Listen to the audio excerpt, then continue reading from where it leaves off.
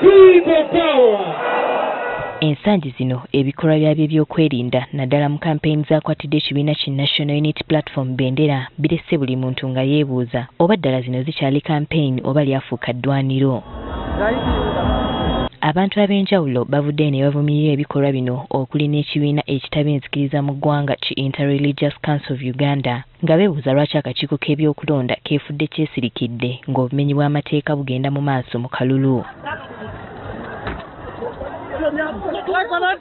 Kati olwaliro akakiiko k'ebyokulonda kyadda kikavuddemu omwasi ku nsonga eno mu lukiiko akakiiko lwe kabaddemu n'abakiikiridde abeegwanyiza ekifo ky'omukulembeze w'eggwanga okulaba butya kampeyini bwe zitambudde omwezi oguwedde. Byabakama asinzidde mu lukiiko luno n'avumirira ebikolwa by'effujjo ebize birabikira mu campaigns naddala ezaakwatidde ekibiina ki National Unity Platform Bendera omuntu omu bwe yatuuka n'okulugulamu obulamu. Aba ebyennyamiza nga okufa kw'omuntu emivuyo egigenze kati gitandise okulabika mu kulonda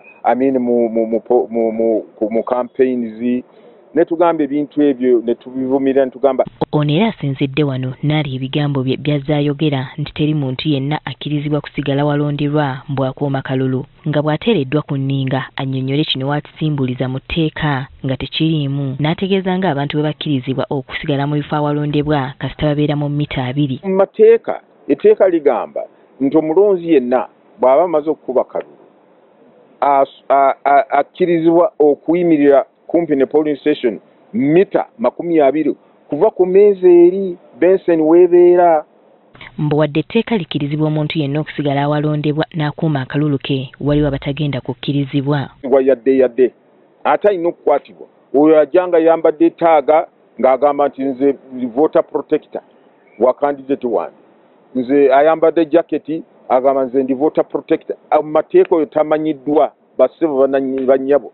Byabakama mu lukiiko luno era ategeezezza nga bwe bayongedde ku bungi bw'ebifo awalondebwa okuva ku 3,468 okudda ku bifo 5,389 n'ekigendererwa ky'okkendeeza omujjuzo ogw'ebifo awalonderwa. Polling stations, and I want people to understand this, because when you go out there say, oh, this polling station got yaliwo is it your obalabi batandise. No, please, we have split the polling stations. That's why, whereas in 2021 we had 35,000, about 600 polling stations, now we are having 50,000. 38. We are now having 50,359 polling stations. About 50. Okusinziira ku byabakama akakiiko kakutegeka omusomo okwetooloola eggwanga lyonna okusomesa abalonzi ku bw'omu obugenda okukozesebwa mu kulonda okujja. We are going to sensitize the people.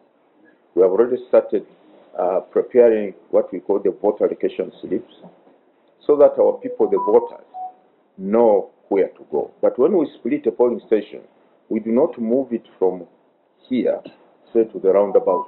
Mbu wadde akakiiko kakozesa obuuma buno n'enkalala z'abalonzi nazo zakukozesebwa. Aba agents be polling station abanaakakasanga nti ono mulonzi wali mu register. Register egenda kubeerawo. Ekyokusatu, bw'obeera nga mu register toliimu mukuuma tujja kubeeramu. Bye tugenda kuteeka mukuuma tubijja mu register. Bo abakiikiridde abavuganya ku bwa pulezidenti enkola eno bagikubyemu ebituli. Polling stations zino ng'okulonda nga abantu tebannanominatingibwa aba presidential candidates nga tubabuuza zino polling station mwazigazeetinga ekyo kyo tebakizzeemu. Ekitegeeza era tebazigazeetinga kati ziri 5,000 tetumanyi ziri luddawa tubasaba parking list nazo tezinnakola ki tezinnafuluma. N'ebibuuzo bingi nnyo nga mwotwalidde etteeka ki lye bagenda okusinziirako tubadde tubabuuza buno obuuma bubiri bwe mugamba okutwala ku polling station bwonna bwe bufa ki ekigenda kubeerawo n'ebirala bwe bityo bwe twogedde ku nsonga ya register ne tubagamba twagala register eyo mu bwangu ddala eri final. Ku nsonga y'okuyisa ebivvulu ebize bivumirirwa ab'ebyokwerinda kyokka bo bannakibiina ki NRM ne bakkirizibwa okubikola awatali abakuba ku mukono. Byabakama agamba nti etteeka lirina okukolebwa ku muntu yenna awatali kyekubira. Bacandidates mwewale embeera eneesikiriza oba eneereetereza ab'ebitongole by'okwerinda okukozesa obuyinza bwe balina okulaba nti embeera bakola ki bagikakanya oba gizo mu nteeko.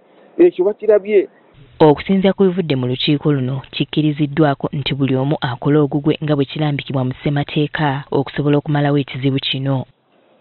Winnie Tessa Nakayinja, agafeeyo ku Spark TV.